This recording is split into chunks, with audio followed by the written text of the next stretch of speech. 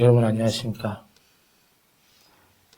신통일 한국 민족의 길, 한민족 그 역사적 의미에 대해서 이 시간은 강의 드리겠습니다. 한민족의 역사는 7,000년의 역사를 두고 이어져 왔습니다. 역사적 가치관은 물론이요, 그 민족을 개성한 정신과 사상의 뿌리를 두고 볼 때 하늘을 사랑하고 사람을 존중하며 국가를 위해 충성을 다하는 충, 효, 열의 정신으로 교육하는 민족으로서 신라의 화랑도를 예를 들어 보겠습니다. 신라의 화랑도는 하늘을 섬기고 특히 제사를 관장하는 역할을 수행하는 기관이었습니다.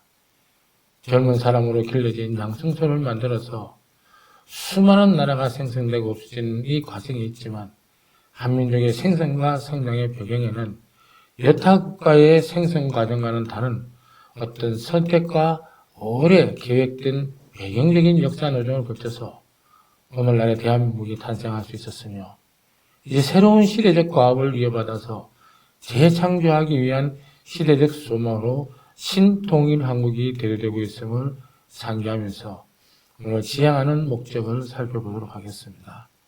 신통일 한국이란 것은 하나님을 중심한 통일 한국을 말씀드리는 것입니다. 지금까지 인류 역사를 보면 선악의 역사를 두고 민주와 공산의 싸움과 투쟁의 역사였습니다. 그러나 그 민주와 공산의 투쟁의 싸움은 결국은 역사란 것은 평화와 행복을 추구하기 위해서 만들어지는 인간의 노정입니다.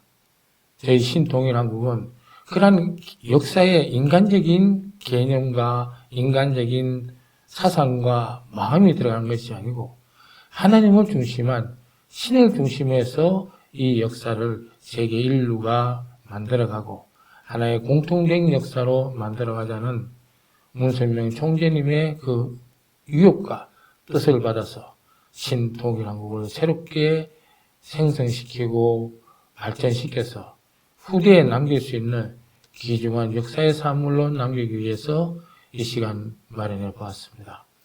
한번 차근히 살펴보도록 하겠습니다. 역사의 의미를 먼저 살펴보겠습니다. 인류는 역사를 통해서 미래에 대한 접근과 올바른 방향성을 제시하고자 합니다. 현실 문제 해결을 위한 다양한 접근 방법을 역사를 통해서 활용하고 있습니다.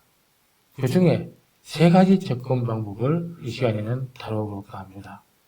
역사주의적 접근 방법을 먼저 생각해 보겠습니다. 역사주의 접근 방법은 진보사관이나 섭리를 다루는 섭리사관, 또 실체를 다루는 인물을 다루는 유물사관, 문화적인 역사관, 또 공산주의를 피력하는 사회주의 역사관 등을 통해서 역사 자체의 그 의미와 목적이 있다고 말하는 것입니다.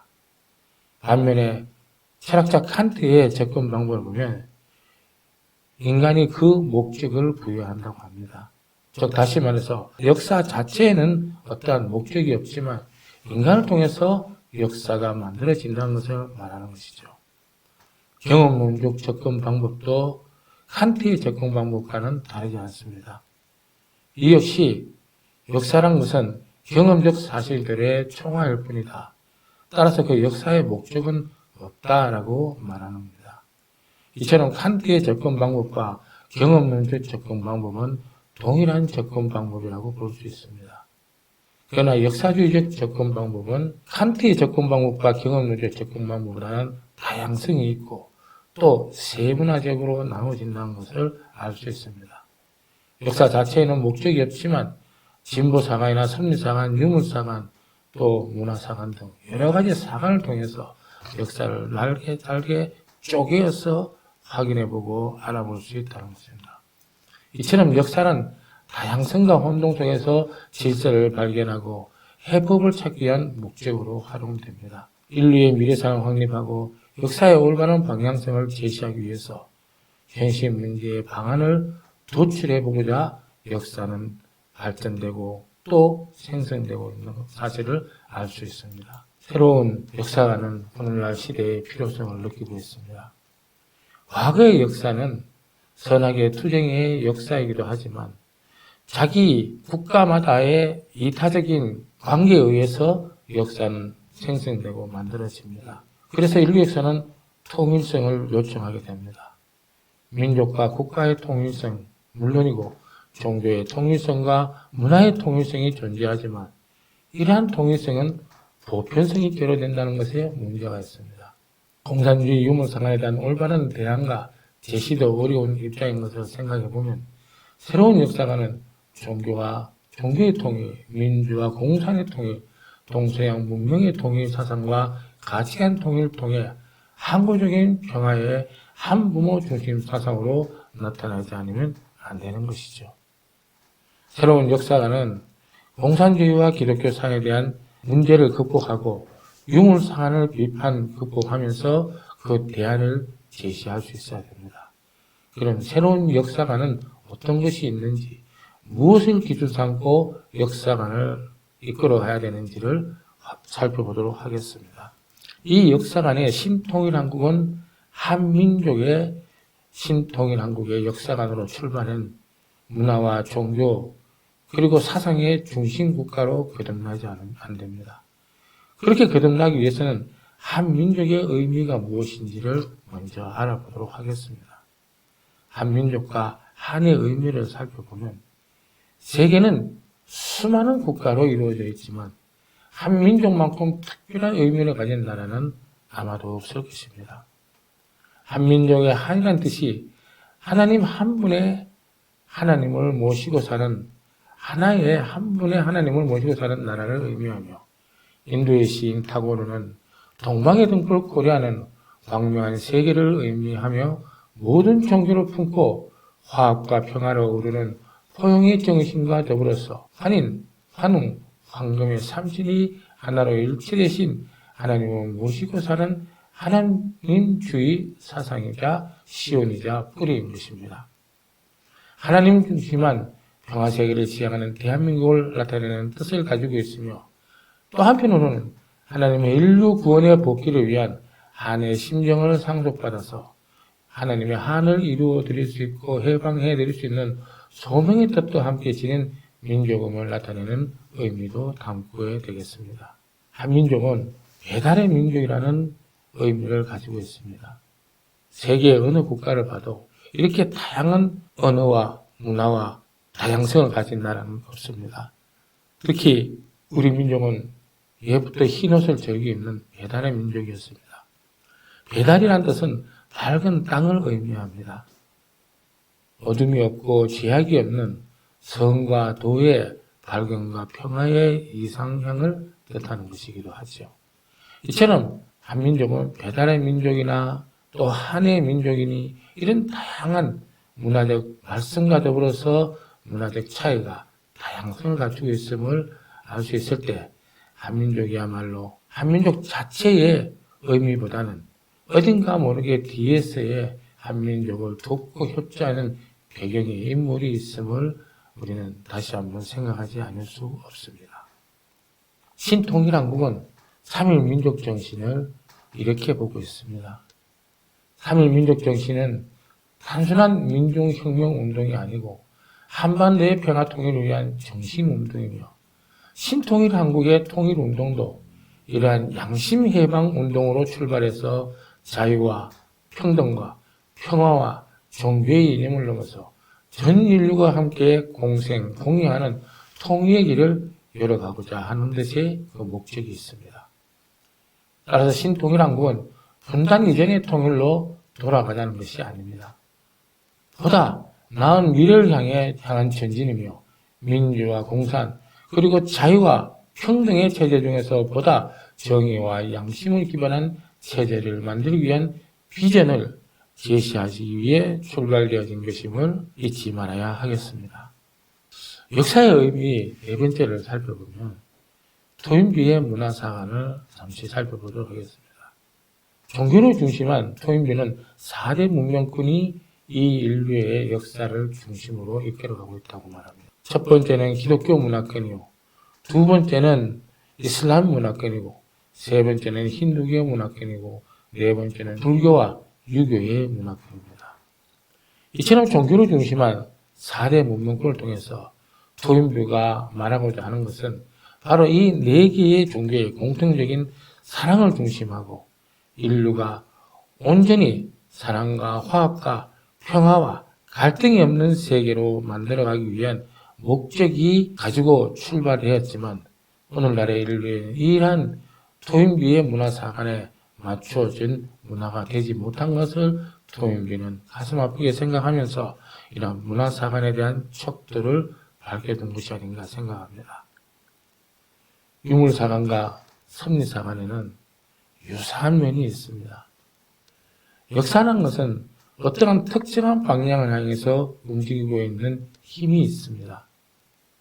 따라서 전혀 반대의 길로 가기도 하지만 함께 가는 길도 있다는 사실을 생각하면 우리가 네 가지 섭리사관과 기독교사관, 마르크스주의와 기독교와 마르크스주의의 이 네 가지의 공통되고 유사한 부분을 한번 이 시간 살펴보도록 하겠습니다. 섭리사관은 말 그대로 인간은 타락에서의 역사가 출발하였다고 보고 있는 것입니다. 인류 역사는 죄악사로 출발하였다고 보기에 섭리사관의 역사는 하나님을 위한 구원의 역사로 나아가게 되고 유물사관은 계급투쟁의 역사로 나아간다는 것을 정의하고 있습니다. 기독교의 역사관도 살펴보면 섭리사관과 다르지 않습니다. 이거 역시 인간이 타락에서 출발했다고 보고 인류를 죄악사에서 출발했다고 보는 것입니다. 또 하나님에 의한 구원의 역사로 보면서 유물사관과 계급투쟁사로 보고 있는 것입니다. 기독교에서는 이 세상에 하나님의 뜻과 부합되지 않을 때는 하나님이 거부함으로써 그 죄에 오염된 것을 청산하고자 한다는 것을 말하고 있는 것입니다. 반면에 여러분이 잘 아시는 마르크스주의의 사상을 보겠습니다. 마르크스는 이에 반대로 죄의 개념을 소의 개념으로 대체하고 있습니다. 인간의 이상적인 삶의 조건을 성취할 수 없는 잠재력을 가지고 있지만 자본주의 사회 조건으로 인해서 그 힘을 발휘할 수 있고 따라서 자기 자신의 진정한 본질로부터 소외된 것을 자본주의 사회를 통해서 성장시켜 나갈 수 있다는 것을 말하는 것이죠. 이처럼 기독교와 마르크스주의는 정반대의 입장에 놓이게 됩니다. 역사의 본질과 방향에 대해서는 서로 완전히 상반되는 이론을 제시하는 것이지만 그러나 그 속에서도 역사를 어떤 특정한 방향으로 움직이는 힘으로 파악하고 있다는 점에서는 서로 동일한 가치관을 지니고 있다고 말할 수 있겠습니다. 그러면 신통일 한국이 주장하는 역사관은 무엇이냐? 그것은 바로 하나님주의의 역사관입니다. 역사에는 두 가지 힘이 있습니다. 발전하려는 힘과 복귀하려는 힘이 있습니다. 이것은 발전의 역사와 복귀의 역사라고도 말할 수 있는데 발전이라는 것은 과학이나 경제, 문화가 발전하는 것을 의미하고 복귀라는 것은 잃어버린 사랑과 평화와 창조의 근본 이상 세계를 회복하는 것을 의미합니다.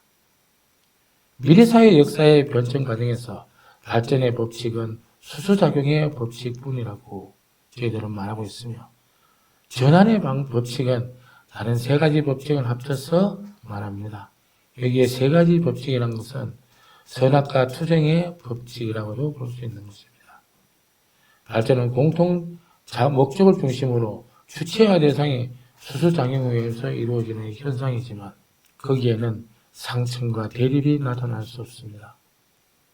역사에 나타난 투쟁을 보면 유물사관은 모든 계급투쟁이 역사가 전환될 때마다 일어나는 선악의 투쟁이라고 말하고 있습니다. 따라서 선악의 투쟁에서 하나님, 즉 신이 승리하면서 역사가 복귀의 방향으로 전환되게 될 때 상극의 법칙, 분립의 법칙, 단감의 법칙이 함께 적용된다는 것을 통일 사상에서는 말하고 있습니다. 남북 통일의 전제 조건을 살펴보도록 하겠습니다. 통일 사상에서는 하나님의 섭리는 선악의 분립을 통해 섭리해 오시는 것으로 설명하고 있습니다.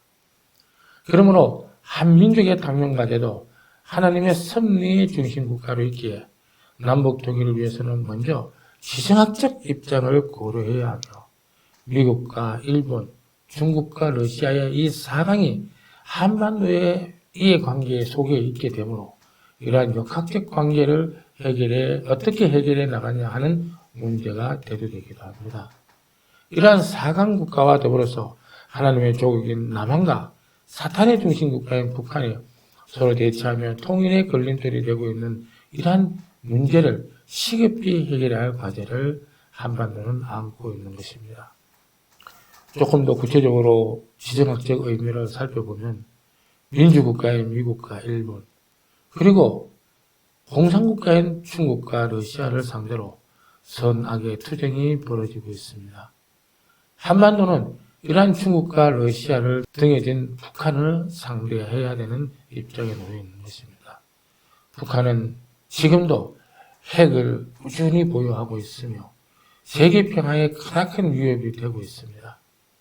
미국과 일본은 이러한 위협으로부터 안보의 한쪽으로 한국을 중심하고 공산국가와 맞서고 있지만 그 속에서도 동아시아의 패권과 독도에 대한 야욕 등으로서 사강구도 속에 살얼음 같은 시간을 보내고 있는 것이 한반도의 모습입니다. 이것은 지리적 조건으로 볼 때 이스라엘과 흡사한 모습을 나타낸다고 할 수 있습니다. 이스라엘도 역시 경상도만한 작은 지리적 땅을 가지고 있는 소그룹의 국가입니다. 그러나 주변국을 보면 대그룹의 아랍 국가를 상대로 지금도 치열한 전쟁과 싸움을 반복하고 있습니다.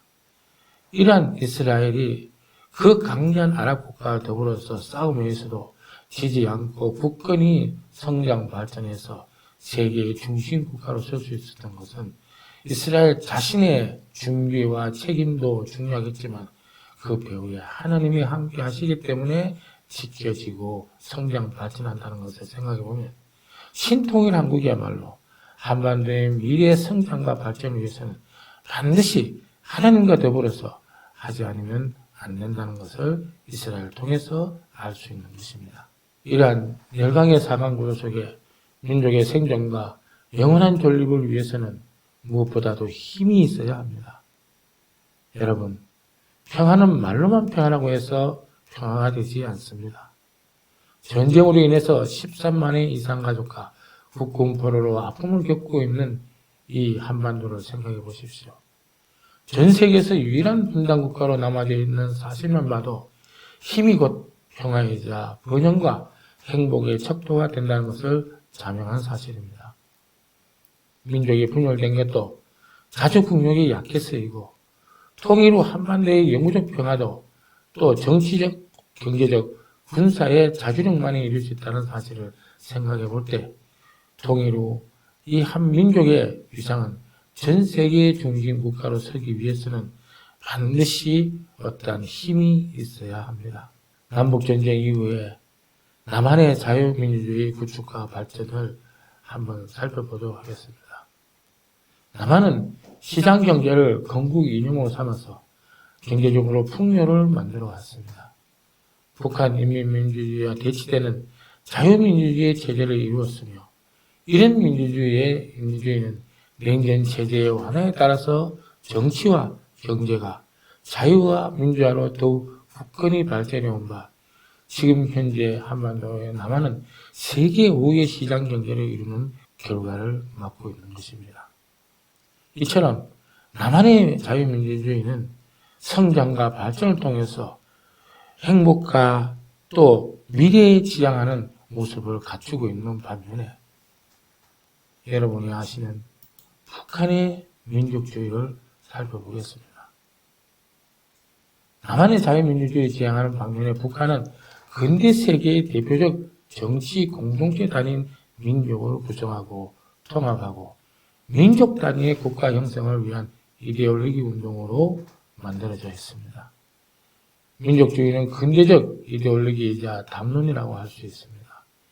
역사적 근원이 근대사회의 성립과 밀접한 관련이 있기에 북한의 민족주의는 마르크스주의의 민족주의와는 또 다른 민족주의를 갖고 있음을 우리는 찾아볼 수 있습니다. 바로 연방제 통일 방안의 북한식 민족주의를 내세우고 있기 때문입니다. 북한은 소련의 영향을 받아서 스탈린적 정의를 채택하여 김일성의 1인 주체 사상의 북한식 민족주의를 표방하고 있기 때문입니다. 이와 반면에 북한은 인민민주주의를 내세워서 인민을 위한 정치를 표방하고 민주공화국의 정치 이념 체제로 시작됐습니다. 공산주의의 사상 특유의 체제인 토지 국유화를 실시하여서 주거지 자유를 말살하고 의료와 교육을 통제하며 국민 개개인의 자유를 제한하고 사상과 당성에 따라서 신분이 나눠지게 됩니다. 이러한 체제는 초기엔 모두가 잘 사는 제도로 여겨졌으나 생산성의 하락과 경제적 성장이 둔화되고 그들이 내세운 인민을 위한 민주주의 체제가 1인 김일성 세습체제로 구축되어서 오히려 세계 최빈국으로 전락하는 경제난에 직면하게 되게 됩니다. 아직도 그들의 체제 정권을 유지하기 위하여 핵무기에 가속화되어 있는 상황을 볼 때 매우 우려되지 않을 수 없습니다. 북한의 핵보유는 한반도는 물론이고 동북아 지역에 가장 큰 위협이 되고 북핵을 제대로 관리하지 않고서는 한반도와 동북아의 평화는 물론 통일도 이루어지기 어려울 것입니다. 모든 세계사의 역사를 살펴보면 반드시 선악과의 분별 싸움인 것을 알 수 있습니다. 지금 현재 한반도의 3파선의 대치적인 성격을 볼 때 이거 역시 선악의 분별 싸움이 아니라고 말할 수 없습니다. 유일한 세계 분단 국가인 대한민국은 선악과의 가치관의 대립이 아닐 수 없으며 3파선은 역사적으로나 선리사적으로나 볼 때도 체제의 대치선이자 종교와 반종교의 대치선이며 사상적으로도 유신론과 유물론의 대치선으로 나누어져 있습니다. 공산주의는 이것을 계급투쟁의 변증법으로 보지만 이것을 앞서 말씀드린 선악의 투쟁에서 일어나는 전환의 법칙으로서 이런 사상적 대립 상태를 해결하지 않고서는 통일은 영원할 것입니다. 통일인가 투쟁인가 남한과 북한의 갈등과 통일을 우리가 한번 생각해 보지 않을 수 없습니다. 남북 간의 갈등과 통일 문제를 문선명 총재님께서는 통일을 위해서 하나님의 복지 선리 방향으로 말씀해 주셨습니다. 인간은 타락으로 선악의 갈림길에서 사랑과 미움, 행복과 불행이 갈라져서 부딪혀왔고 이것이 결국 선악의 분립국가를 이루어서 민주세계와 공산주의 세계로 나누게 되었습니다. 이것을 기반으로 볼 때 한국의 6.25 전쟁은 단순한 동족 전쟁이 아니라 민주와 공산의 대결이자 선편과 악편의 대결이 아닐 수 없는 것입니다. 복귀선리에서는 이러한 선악의 대결 복귀를 악을 구원하여 선으로 복귀하기 위한 투쟁의 역사라고 보고 이러한 선악의 투쟁은 물리적 힘의 방법이 아닌 자연굴복, 즉 애정굴복을 통해서 평화 세계 실현의 목적임을 밝히고 있습니다. 그러므로 모든 역사의 최종 목표는 하나님의 창조 본연의 이상세계의 실현을 위한 One Family Under God, 하나님의 이상세계 구현이 목표라고 통일 원리는 제시하고 있는 것입니다. 역사는 선악의 투쟁 역사입니다. 한반도를 통해서 하늘의 인류 역사 가운데 전철되어 온 공산과 민주의 싸움을 종결짓고자 하십니다. 이 싸움의 종결은 무력으로 이루어진 것이 아닌 오직 참 사랑으로만 가능합니다. 남북 통일은 진정한 사랑으로 이루어질 수 있습니다. 그렇지 않고 진정한 통일이 될 수가 없습니다. 몸 마음의 통일, 좌익과 우익의 통일, 하나님과 인간의 통일 등 인류 역사 가운데 있었던 모든 싸움을 종결되어야 할 곳이 바로 한반도입니다. 아직도 싸우고 있는 남북 한의 이념과 갈등을 우리가 해결해야 될 필연적인 과제가 아닐 수 없습니다. 따라서 남북의 통일은 동서독의 통일과는 혁혁한 차이가 있습니다. 동서독의 통일과 남북의 통일은 같은 통일이라고 볼 수 없는 이유가 민주와 공산의 통일 통일이기도 하지만 선악의 분립의 통일로 볼 때는 똑같은 입장이 될 수 있습니다. 그러나 동서대계 통일 속에는 하나님이 계획하시고 하나님이 관여하시지 않습니다. 그러나 신통일 한국을 통해서 보는 남북한의 통일은 하나님이 함께 하시고 하나님이 관여하시고 또 가인과 아벨의 분립된 노정을 통일 화합하는 중요한 선리사적인 역사적인 단위를 지니고 있다는 것을 생각할 때 동서대계 통일과 남북한의 통일은 엄연한 차이가 있다는 것을 이 시간 말씀드리고자 합니다. 종리 남한의 통일 방안의 방향성을 한번 우리가 살펴보겠습니다. 지중해 문명권이 대서양 문명권으로 옮겨져서 대서양 문명이 이제는 태평양 시대로 넘어가고 있는 이때에 왜 태평양이 문제가 되느냐 하면 일본과 한국을 중심 삼고 볼 때 절대 한국이 일본한테 지지 않습니다. 여러분이 이것을 알아야 됩니다. 한국은 무슨 민족이냐 하면 이탈리아 반도 문명권을 되돌려 맞출 수 있는, 즉 탕감할 수 있는 문화권의 세계사적인 전수를 받아야 할 민족인 것입니다. 한국은 그러한 지역이 되는 것입니다. 그래서 남북의 통일은 민주세계와 공산세계의 통일을 말하는 것입니다. 그리고 이 한국이 독립되는 것이야말로 이스라엘 민족이 실패했던 것을 복귀하는 복귀 승리의 결실체가 아닐 수 없습니다. 이승만 대통령의 반공정책과 또 정면 정부의 신건설의 후통일, 박 대통령의 6.23 선언 등 지금까지 많은 남한의 대통령들이 거쳐왔지만 그것은 시간이 지나고 보면 그 개인이 하나의 일시적인 제안이고 제시 방법으로 끝난 것을 생각할 때 진정한 남북 통일은 신통일 한국을 통해서 통일 사상만이 이룰 수 있는 미래 지향적인 방법이라는 것을 다시 한번 말씀드리는 바입니다. 결론을 말씀드리겠습니다. 평화는 힘이 있을 때 지켜지게 됩니다. 그러나 그 힘은 또 다른 힘을 불러오게 됩니다. 군비 전쟁을 통해서 막대한 돈을 쏟아붓고 있습니다. 민주가 쏟아부은 돈만큼 공산 진영에서도 굶고 굶주린 가정 속에서도 막대한 돈을 군비 전쟁에 쏟아붓고 있습니다. 북한을 보십시오. 북한은 인민이 굶어 죽은 가운데서도 핵을 만들기 위해서 많이 벌지도 못하는 그 경제의 90%를 핵 만드는 데 투여하는 것을 볼 때 이처럼 서로가 군비 전쟁을 통해서 평화를 지키려고 하고 우위에 있고자 합니다. 그러나 힘으로 평화를 유지하는 것은 영원한 평화를 의미하지는 않습니다.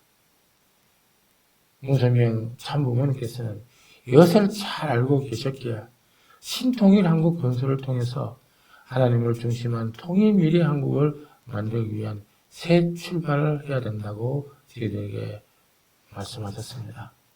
그러기에 한반도를 중심하고 모든 잘못되어진 인류 역사를 바로잡아야 하는 사명을 지닌 한국이 인류의 부모로 오신 참 부모님을 중심하고 승리해 오지 않으면 안 되는 것입니다. 오랜 한민족의 역사를 번영과 평화로 만들어가는 것이 앞으로 우리 세대들에게 남겨져야 할 의무이자 책임인 것입니다. 남북의 통일은 곧 남북만의 통일이 아닌 인류 복귀의 문제이며 그렇지 않고서는 인류 복귀는 이루어질 수 없음을 저희들은 잘 알고 있습니다.